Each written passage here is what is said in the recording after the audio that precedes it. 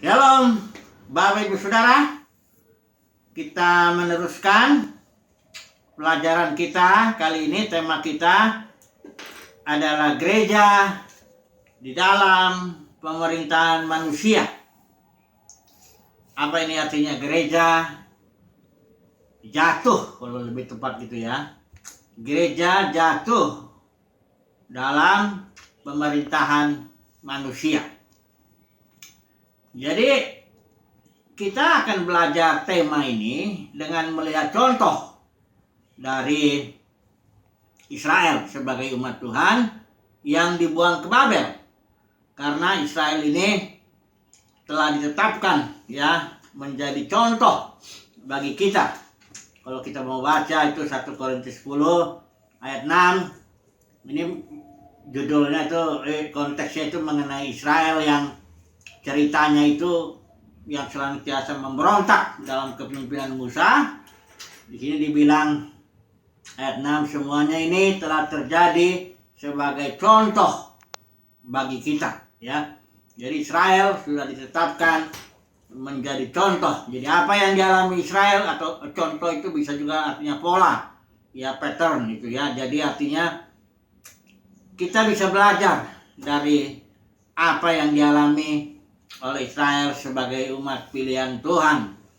Nah, mari kita melihat dulu Israel dibuang ke Babel. Ini pengalaman Israel ini ketika zaman Nabi Yeremia ya. Israel itu dibuang ke Babel selama 70 tahun ya. Ini kalau dilihat ini dari mulai 586 sebelum Masehi sampai kurang lebih 516 kalau dihitung itu sampai pembangunan Bait Suci oleh Zerubabel. Nah, apa yang menjadi penyebab? Ini dulu yang kita pelajari atau kita pahami dulu. Babel kita sudah bahas beberapa waktu yang lalu. Babel di Alkitab ini ada yang sejarahnya, artinya betul-betul kota itu memang ada di Irak ya. Dan kota itu dibangun oleh Nimrod. Kita sudah tahu itu di kitab Kejadian pasal 10, udah bisa tahu itu. Atau pasal 11-nya mengenai menara yang puncaknya sampai ke atas. Mencoba begitu ya. Motivasi Nimrod itu kita sudah pelajari juga, cari nama dan supaya jangan berserak. Kita tahu bahwa pemerintah Nimrod ini orang yang mula-mula sekali berkuasa, mula-mula sekali membangun pemerintahan manusia. Ini Nimrod ya, seorang pemburu gagah perkasa. Sebenarnya istilahnya itu kita sudah tahu. Sebenarnya itu Nimrod ini artinya seorang yang tegar menentang rencana Tuhan. Karena rencana Tuhan itu supaya manusia itu ya membawa nama Tuhan lah ya, karakteristik Tuhan ya, keunikan Tuhan. Itu manusia harusnya begitu, karena dia diciptakan serupa segambar. Tapi Nimrod ini mendorong semua orang bangun satu kerajaan, Babel namanya, untuk cari nama ya. Kedua, dia ingin jangan berserak. Ini benar-benar menentang rencana Tuhan ya. Nah, kita sudah lihat Babel sebagai sejarah. Kemudian Babel sebagai nubuat, kita juga sudah lihat itu ya. Di kitab Yeremia kita lihat bahwa Babel itu sebagai nubuat itu dia sudah artinya dinubuatkan akan dihancurkan. Betul-betul akan hancur ya, rata dengan tanah begitu ya. Dan umat pilihan Tuhan di situ kita sudah tahu supaya keluar dari situ, dari sistem pemerintahan manusia. Kemudian Babel sebagai simbol kita sudah pelajari juga. Di Wahyu pasal 17, pasal 18 dikatakan perempuan yang duduk di atas binatang. Perempuan ini memiliki karakteristik nama ya, misteri ya. Babel besar ini perempuan ini. Sementara kita tahu kalau perempuan itu simbol daripada gereja. Jadi gereja yang memiliki karakteristik Babel itu artinya gereja yang di dalam pemerintahan manusia. Itu juga simbolnya perempuan di bawah didukung oleh binatang. Binatang itu juga simbol daripada pemerintahan manusia. Kita sudah bahas itu dulu ya. Sekarang kita mau melihat dulu sejarahnya ini, Israel ini. Supaya kita bisa belajar lah ya, menjadi contoh ya Israel ini. Supaya kita bisa belajar. Mari kita lihat dulu, Israel ini ndaklah kebetulan dia dibuang ke Babel ya. Karena Israel ini punya beberapa yang kita akan bahas 3 poin lah setidaknya. Apa yang menyebabkan Israel dibuang ke Babel? Atau lebih tepat, dosa-dosanya Israel itu apa? Yang menyebabkan dia dibuang selama 70 tahun di Babel. Itu satu yang kita akan bahas nanti sebentar ya. Yang kedua, kita akan bahas Israel di Babel itu tidak dikehendaki Tuhan. Itu hanya sementara aja untuk disiplin ya. Karena nggak bisa Israel beribadah di Babel. Ya, karena Tuhan sudah memilih meletakkan namanya di Yerusalem. Nah, contohnya bagi gereja tentu bukan kita harus ke Yerusalem. Karena waktu Yesus itu bicara dengan perempuan Samaria, ada saatnya Tuhan bilang, kamu nggak beribadah di sini, tapi di dalam roh dan kebenaran. Nanti kita bahas poin kedua ini. Yang poin ketiga, kita akan bahas bahwa Israel ketika setelah 70 tahun ya, maka terjadi pemulihan. Janji Tuhan digenapi bahwa aku akan pulangkan kamu kembali. Karena di dalam Yeremia kita melihat, sudah tahu bahwa rancangan Tuhan itu rancangan damai sejahtera. Dia buang umatnya ke Babel hanya sementara saja ya. Nanti akan pulang. Kita akan melihat di Ezra pasal 1 ayat 5 ini ya, itu poin ketiga. Baru nanti kita akan ambil kesimpulan. Baik, mari kita masuk yang pertama dulu. Kita lihat bagaimana Israel ini, apa dosa atau kesalahan bangsa Israel ini sehingga dia dibuang sampai ke Babel ya. Mari kita lihat 1 Samuel pasal 8 ya. Ini zaman setelah Samuel menjadi tua. Kita nggak baca ini semuanya ya, tapi kurang lebih ceritanya begini. Samuel itu hakim yang dipakai Tuhan untuk menyelamatkan orang Israel ya. Nah, ketika Samuel menjadi tua, anak-anaknya diangkatlah menjadi hakim juga oleh Samuel untuk memimpin. Tapi ternyata anak-anaknya ini tidak hidup seperti Samuel. Ya, dia mengejar, ini dibilang ya ayat 3. Tetapi anak-anaknya itu tidak hidup seperti ayahnya. Mereka mengejar laba, menerima suap, dan memutarbalikkan keadilan. Inilah dia latar belakangnya kenapa akhirnya bangsa Israel itu tua-tuanya ini yang datang. Ayat 5 dibilang begini, engkau sudah tua, dia ngomong sama Samuel nih, tua-tua Israel ini. Engkau sudah tua dan anak-anakmu tidak hidup seperti engkau. Maka angkatlah sekarang seorang raja atas kami untuk memerintah kami, perhatikan ya, seperti pada segala bangsa-bangsa lain. Jadi orang Israel ini memang ada suatu kecenderungan dia ingin menjadi sama dengan bangsa-bangsa sekitarnya itu. Karena memang bangsa-bangsa sekitarnya lebih maju daripada Israel.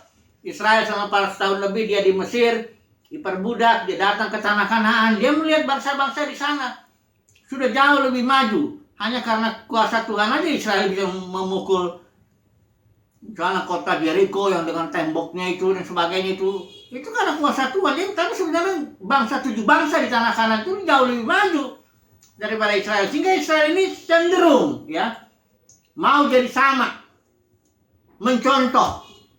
Makanya kita bilang jangan kamu serupa dengan dunia ini. Kadang-kadang nih dunia ini dengan segala apanya ini membuat orang Kristen menjadi pengen begitu ya. Nah, jadi dibilang ini mintalah, angkatlah sekarang seorang raja atas kami seperti pada segala bangsa-bangsa lain. Di sinilah Tuhan, Samuel pun sudah menjadi apa ya, dia bilang mengesalkan, dikatakan perkataan itu mengesalkan Samuel. Tapi Tuhan bilang begini, ya sudahlah, dengarkan perkataan bangsa itu dalam segala hal yang dikatakan mereka kepadamu. Sebab, ini perhatikan ini menurut Tuhan ya, sebab bukan engkau yang mereka tolak, tetapi akulah yang mereka tolak, supaya jangan aku menjadi raja atas mereka. Nah, jadi begini sebenarnya. Sebelum orang Israel minta raja, sebenarnya Tuhanlah yang menjadi raja atas Israel. Ya, Tuhan sudah menaruh namanya di Yerusalem, baiknya juga di situ. Ya, jadi Tuhan memang bangkitkan para pemimpin kalau Israel memerlukan itu, ya. Samuel, ada juga hakim-hakim yang lain itu. Tapi sebenarnya itu Tuhan yang menjadi raja. Nah, Israel ketika dia minta raja, waduh, ini dosa besar karena menolak Tuhan sebagai raja. Dia, orang Israel itu ingin lihat dia rajanya itu yang bisa saya lihat lah, kayak bangsa-bangsa lain. Kalau Tuhan kan nggak kelihatan. Jadi saya ingin yang terlihat. Ya, ini juga kecenderungan orang Kristen kan gitu. Dia ingin pemimpin yang terlihat. Nggak mau dia Roh Kudus yang mimpin yang nggak kelihatan itu. Nanti kita melihat, ya. Jadi menurut Tuhan ini dosa besar, ya. Coba lihat dulu pasal yang ke-12 itu, ya. Ini ayat yang ke-17, ya. Di sini dibilang begini. Bukankah sekarang musim menuai gandum? Ini Samuel bilang, aku akan berseru kepada Tuhan supaya ia memberikan guru dan hujan. Lihatlah dan sadarlah bahwa besar kejahatan yang telah kamu lakukan itu di mata Tuhan dengan meminta raja bagimu. Jadi itu besar dosanya. Karena orang Israel ini meminta raja manusia, dan rajanya Saul, ya. Kita memang ada raja-raja yang baik, ya, tentunya kayak Daud, ya. Bahkan Tuhan janji bahwa melalui itu Mesias lahir dan sebagainya, ya. Tapi kebanyakan raja-raja Israel itu nggak benar. Salomo terakhirnya, awalnya itulah yang membuat kerajaan itu jadi pecah. Karena dia mencintai banyak perempuan asing. Perempuan-perempuan ini pada minta, banguninlah kuil-kuil. Akhirnya Salomo dia pandang oleh Tuhan jatuh ke dalam penyembahan berhala karena mengizinkan kuil-kuil itu dibangun di Yerusalem. Salomonya tua. Nah, itu dipisahlah jadi Jerobeam, Rehabeam. Jerobeam punya 10 suku, kerajaan utara. Ini kerajaan yang selatan cuma 2 suku, Yehuda dan Benyamin. Setelah mulai pecah, kerajaan Israel mulai banyak.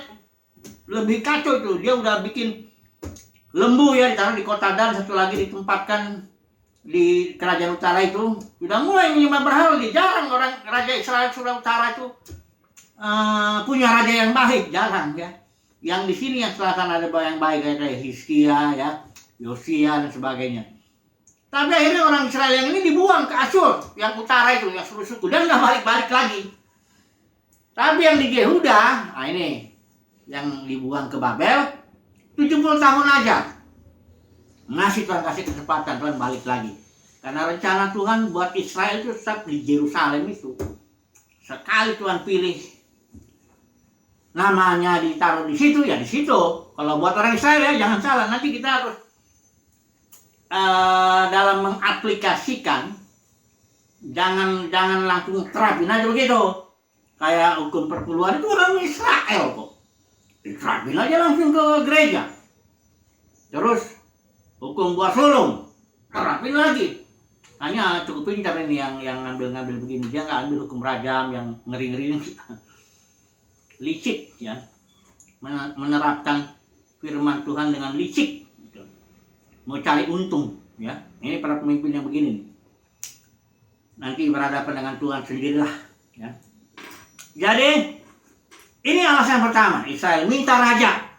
Maka ketika Israel tuh zaman Yeremia tuh ada raja tuh Zedekia udah mulai jahat-jahat semuanya lah, rata-rata jahat tuh. Dibuanglah dia ke Babel 70 tahun. Ini alasan pertama kenapa Israel dibuang ke Babel. Babel itu pemerintahan manusia dibangun oleh Nimrod. Waktu itu Nebukadnezar sama spiritnya Nimrod dengan spiritnya Nebukadnezar sama. Di kitab Daniel juga Nebukadnezar bangga. Bukankah ini Babel yang kubangun dengan kekuatanku? Gitu kan.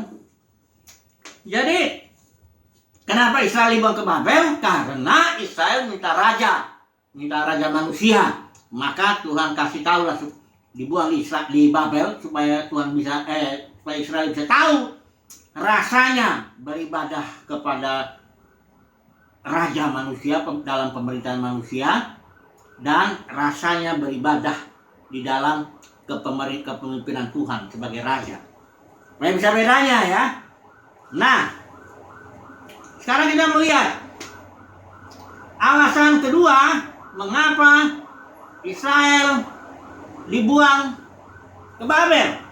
Ya, mari kita melihat Kisah Para Rasul pasal 7 ayat yang ke-43. Ya. Kisah Para Rasul 7 ayat yang ke-43. Mari kita baca dulu ini. Ayat ini penting juga ini ya. Karena ada dua dosa Israel ini yang menyebabkan dia dibuang ke Babel, ya. Kisah Para Rasul 7 ayat 43. Ini dikatakan ini waktu Stefanus khotbah ini dibilang begini. Waktu itu Israel itu ingin ke Mesir ya, dalam perjalanan dari Mesir ke tanah Kanan, dia di padang gurun. Israel berontak terus, dia ingin kembali ke Mesir. Ya, dia bilang sama Harun, buatlah untuk kami beberapa Allah yang akan berjalan di depan kami. Nah, ayat 42 dibilang, maka berpalinglah Allah, di sini dibilang, berpalinglah Elohim dari mereka, membiarkan mereka beribadah kepada bala tentara langit. Makanya ayat 43 bilang begini, maka aku akan membawa kamu ke dalam pembuangan sampai di seberang sana Babel.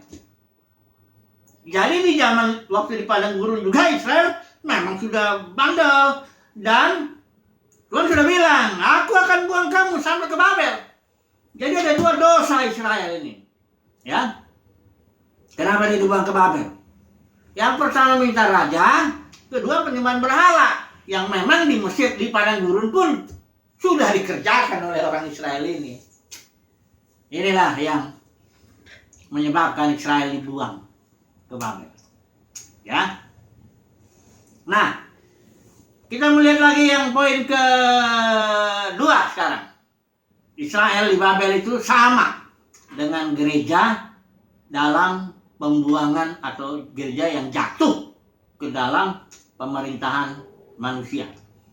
Saudara tahu ya, pemerintahan manusia itu gereja jatuh ke dalam hierarki, organisasi itu ya. Ini saya sudah bikin sih tentang bedanya organisme dengan organisasi. Intinya nih, kalau organisasi itu pemerintahan manusia, ya saudara lihat kalau organisasi itu setiap orang, antara orang dengan orang itu diatur oleh garis komando. Yang tertinggi itulah yang mempunyai otoritas tertinggi ya. Garis komandonya orang, pemimpinnya orang, ya itulah pemerintahan manusia. Sementara kalau organisme itu kayak tangan dengan tubuh, tangan dengan kaki. Siapa yang ngatur? Itu yang ngatur hayat, life daripada makhluk hidup itu, ya. Jadi kalau di sini organisasi itu hierarki itu yang mengatur manusia, kalau organisme yang mengatur hayat. Kalau gereja tentu hayat Kristus ya. Nah, ini bedanya. Saya sudah bikin ini sekitar hanya 20 halaman ini. Kalau bagi saudara mau, saya bisa kirim. Dan saya nggak ulang di sini ya. Saya kirim, mau lewat WA atau email, boleh, silakan ya, nanti ditulis kalau mau ya. Karena ini perbedaannya kayak langit dengan bumi ya. Gereja dalam konteks gereja sebenarnya organisme itu gereja ya. Kalau ini denominasi namanya. Karena saya sudah berkali-kali menjelaskan bahwa ini pemerintahan manusia ini bukan dari Tuhan ini. Ini karena ada para pemimpin yang dengan spirit Nimrod ya, mau menarik murid-murid kepada dirinya. Ini dia ini penyakitnya ini di situ ya. Nggak peduli dia sebagaimana kudusnya, karena saya sudah bilang spirit Nimrod itu awalnya ada di Ignatius tahun 117 Masehi, seorang yang mati martir bahkan untuk Tuhan itu.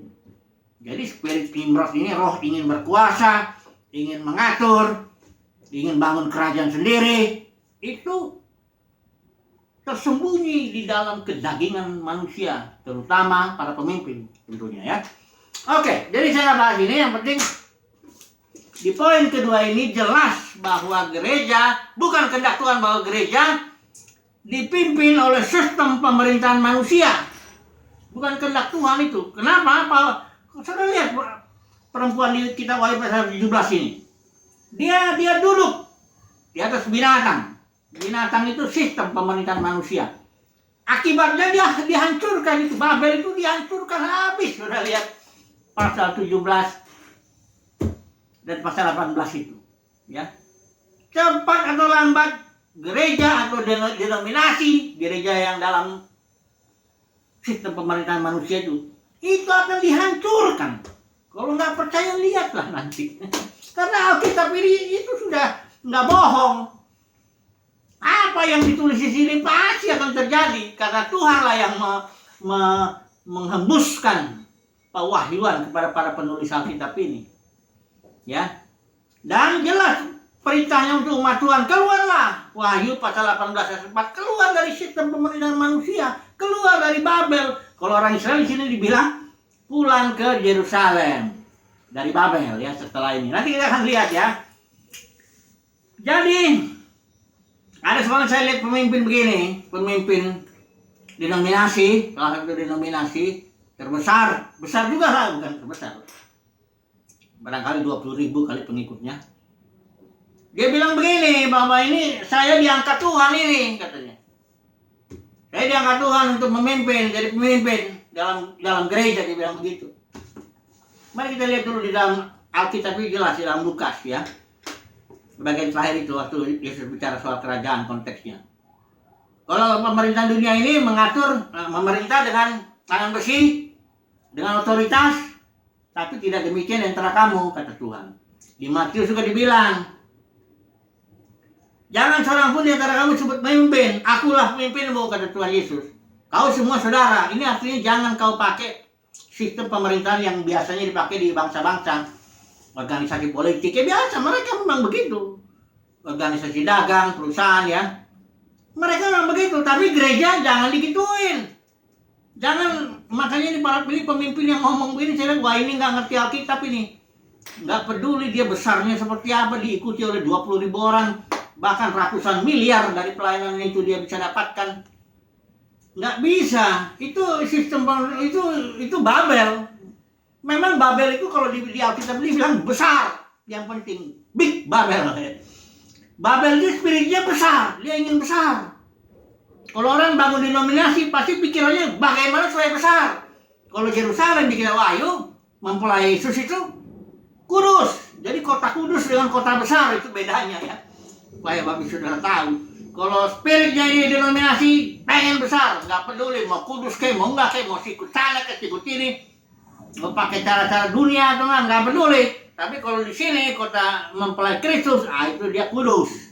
Yang penting kudus. Oke, jadi poin kedua ini jelas bahwa Tuhan tidak berkehendak gerejanya diatur oleh sistem pemerintahan manusia. Itu bukan kehendak Bapa. Makanya yang poin ketiga ini dalam Esra 1 ayat 5 itu disuruh pulang. Sudah waktunya. Tapi yang ingat, yang pulang itu enggak semua ya. Ini kita lihat dulu dalam Esra 1 ayat 5. Ini sebagai penutup ya, poin ketiga ini terakhir ini ya. Sebagai penutup untuk saat ini. Nanti ini agak berseri ini kelihatannya ya. Kita lihat dulu Esra pasal 1 ayat 5. Ya, ini ya, begini ya tertulis ya. Waktu itu sudah Tuhan menggerakkan hati Kores, Raja Persia, pokoknya pulanglah ya dari Babel. Kurang lebih tahun 538 sebelum Masehi itu. Nah, ayat 5-nya begini. Maka berkemaslah kepala-kepala kaum keluarga orang Yehuda dan orang Benyamin, ini kan cuma 2 suku ya yang di Babel itu. Serta para imam dan orang-orang Lewi, yakni perhatikan ini. Setiap orang yang hatinya digerakkan Allah, ini saya pakai isi LAI. Setiap orang yang hatinya digerakkan Allah untuk berangkat pulang dan mendirikan rumah Tuhan yang ada di Yerusalem. Saya mau garis bawah ini. Setiap orang yang hatinya digerakkan Tuhan. Kalau nggak digerakkan Tuhan, nggak mau dia pulang dari Babel ke Yerusalem. Karena itu pertama ya, dia makan waktu 3 bulan kurang lebih. Dengan banyaknya bahaya. Kalau dulu, kalau sekarang kan main pesawat aja. Dulu itu jalan kaki atau pakai keledai ya. banyak penyamun, banyak banjir barangkali, hujan atau apa semuanya. Waduh, resiko. Jalan itu resiko itu. Jadi kalau nggak digerakkan Tuhan, nggak mungkin mau orang Israel itu yang sudah 70 tahun di Babel suruh bangun ke Yerusalem, suruh bangun rumah Tuhan. Karena di Babel ini nggak ada rumah Tuhan ini, hanya ada istilahnya sinagoga, tempat-tempat orang Yahudi belajar. Kalau ada sebuah keluarga Yahudi biasanya bikin situ satu. Ya nggak bisa nyanyi-nyanyi dengan sukacita karena ada lagunya kan, By the River of Babylon katanya kan, Bonnie M itu. Nggak bisa dia nyanyi di sini, menyanyikan nyanyi sukacita nggak bisa. Dia karena Tuhan di sini. Bagi orang Israel ya. Jadi harus digerakkan Tuhan baru mau pulang. Kedua, kenapa harus digerakkan Tuhan? Karena di Babel juga mereka udah cukup senang juga. Udah cukup senang juga dia, karena udah 70 tahun. Yeremia juga udah kasih surat. Udah, kamu 70 tahun usahakan kesejahteraan kota di mana kamu tinggal. Ya. Beranak cucu di situ, ya. Mereka sudah bangun rumah-rumah apa semuanya, udah enak lah, ya. Betul suruh pulang ke Yerusalem. Waktu itu Yerusalem hancur. Ya. Gedungnya hancur, baik-baiknya hancur, rumah-rumah hancur. Udah, bagaimana ini kita ini? Makanya betul-betul orang-orang yang digerakkan Tuhan baru dia mau pulang ya. Tapi bagaimanapun Yerusalem ini disinilah rencana Tuhan itu. Nah kita masuk kepada kesimpulan. Kesimpulannya Tuhan berkehendak umatnya, umat pilihannya tentunya ya, yang digerakkan Tuhan. Kalau nggak digerakkan nggak akan keluar dari Babel ke Yerusalem, nggak akan keluar dari denominasi, dari organisasi kepada organisme, nggak akan itu. Bagaimanapun apalagi orang udah lahirnya di Babel. Saya bertobatnya di denominasi ini kok, saya dibinanya di sini kok, saya besar di sini kok, saya enak di sini kok. Mana mau dia suruh kembali beribadah dalam roh dan kebenaran secara organisme? Mana mau dia? Ya. Tapi orang-orang pilihan Tuhan yang digerakkan Tuhan, mau dia. Dan itu sedikit. Kalau dihitung di zaman Ezra ini cuma 50.000 orang, nggak sampai ya. Padahal orang Israel pada zaman itu bisa jadi 2 atau 3 juta itu orangnya. Ya. Ini sangat sedikit yang digerakkan Tuhan. Tapi saya percaya bagi saudara yang mendengarkan ini, engkau orang pilihan Tuhan, engkau mau keluar dari sistem pemerintahan manusia. Engkau mau diperintah oleh Tuhan beribadah dalam roh dan kebenaran secara organis. Ya. Dipimpin roh ya. Begitu ya. Oke, jadi kesimpulannya rencana Bapa itu tetap bagi orang Israel ya, itu Yerusalem. Jelas itu ya, bangun baik itu. Sementara rencana Tuhan untuk gereja, karena ada cerita Yohanes 4 Yesus bilang, ada waktunya beribadah bukan di sini, bukan di Yerusalem, bukan ini, tapi dalam roh dan kebenaran. Jadi rencana Tuhan untuk gereja, untuk umat pilihannya harus beribadah dalam roh dan kebenaran. Kalau di denominasi tidak bisa dalam roh kebenaran. Coba aja, saya pernah masuk itu. Saya mau dipimpin roh di sini, langsung apanya dipimpin roh di sini sudah ada aturannya, sudah ada jobnya. Kalau kamu full time masuk jam segini, pulang jam segini, ada liturginya, ada semuanya sudah aturan. Jangan ngomong-ngomong dipimpin roh. Di dalam denominasi jangan, nggak ada itu ya. Kalau mau dipimpin roh, kita harus keluar betul-betul menjadi orang yang bebas memuji Tuhan, mencari wajah Tuhan. Memang dibutuhkan iman, siaplah dikucilkan, siap diomongin orang, siap ya. Ini yang pertama dulu, nanti kita akan sambung lagi tema kita gereja dalam pemerintahan manusia. Intinya pokoknya kesimpulannya hari ini, rencana Bapa umat pilihannya bagi Israel ya, bangun di Yerusalem rumah Tuhan. Tapi bagi gereja saat ini, umat pilihannya keluar dari sistem denominasi itu, sistem pemerintahan manusia itu. Bangunlah rumah Tuhan, ya kita sendiri sebenarnya, dalam roh dan kebenaran. Beribadahlah dalam roh dan kebenaran, hanya dipimpin oleh roh ya, dan oleh realita. Haleluya. Untuk saat ini dulu. Semoga ini menjadi berkat buat kita. Haleluya. Amin.